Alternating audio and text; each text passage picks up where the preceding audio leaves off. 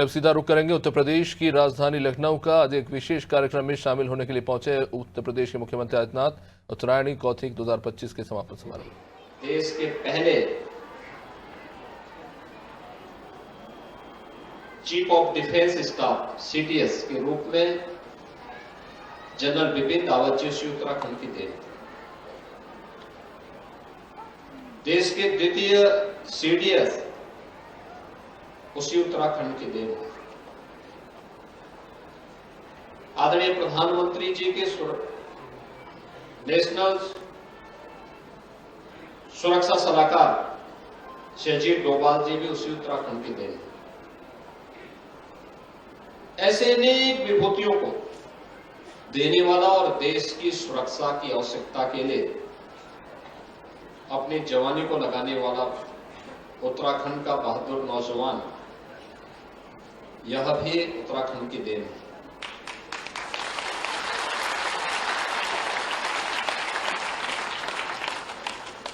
सम और विषम परिस्थितियों का सामना करते हुए लखनऊ में, बरेली में, गाजियाबाद में, मेरठ में और अन्य अनेक क्षेत्रों में जहां भी वो निवास कर रहा है, अपने पर्व और त्योहारों को, अपनी विरासत को इसी आयोजन के साथ जोड़ करके बड़े उल्लास के साथ, बड़े उमंग के साथ उन्हें वहां आयोजित करता है। हम लोगों के पास समय नहीं होता, इच्छा तो होती। मेरे पास बार गाजियाबाद से भी और बरेली से भी निमंत्रण आया था, लेकिन महाकुंभ की व्यस्तता के बीच में समय नहीं निकाल पाया। मैं भी प्रयागराज से ही आ रहा हूं। आज पूरे मंत्री परिषद की हमारी बैठक वहां पर थी और वहीं से मैं सीधे इस कार्यक्रम में यहां पर आपके पास आया हूं। मुझे बहुत अच्छा लगा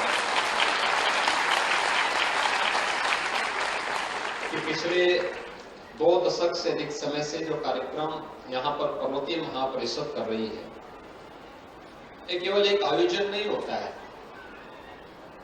सांस्कृतिक कार्यक्रमों के साथ साथ अनेक प्रतियोगिताएं भी इस महापरिषद के द्वारा होती है।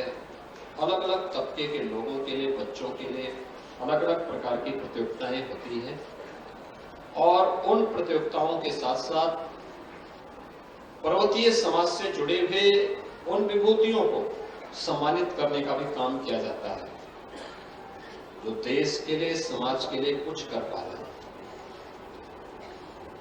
भगत सिंह कोश्यारी जी का इस बार आप लोगों ने यहां पे सम्मान किया। कोश्यारी जी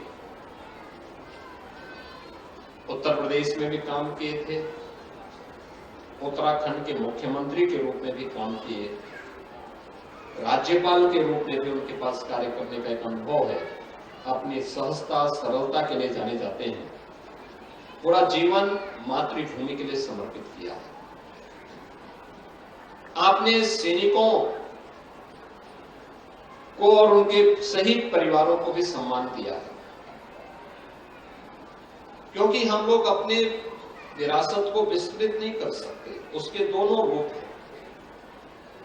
एक पहलू है जो हम अपने पर्व और त्योहारों के माध्यम से सांस्कृतिक विरासत को आगे बढ़ाते हैं,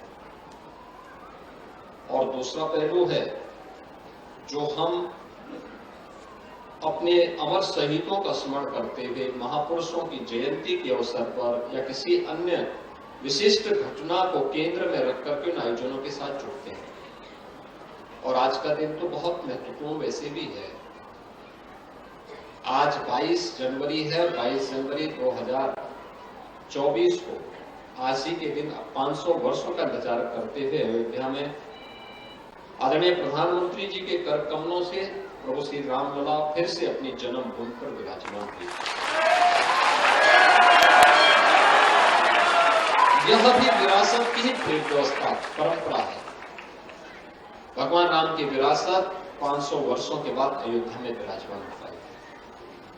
और जो आपकी यात्रा है, आपके कार्यक्रम है, लोक गाथा, लोक परंपरा, लोक साहित्य, लोक संस्कृति, ये सभी उसी विरासत को आगे बढ़ाता है। पीढ़ी दर पीढ़ी इसी रूप में आगे बढ़ती है। लोक गायन, ये सब उसी व्यवस्था के साथ आगे बढ़ती है।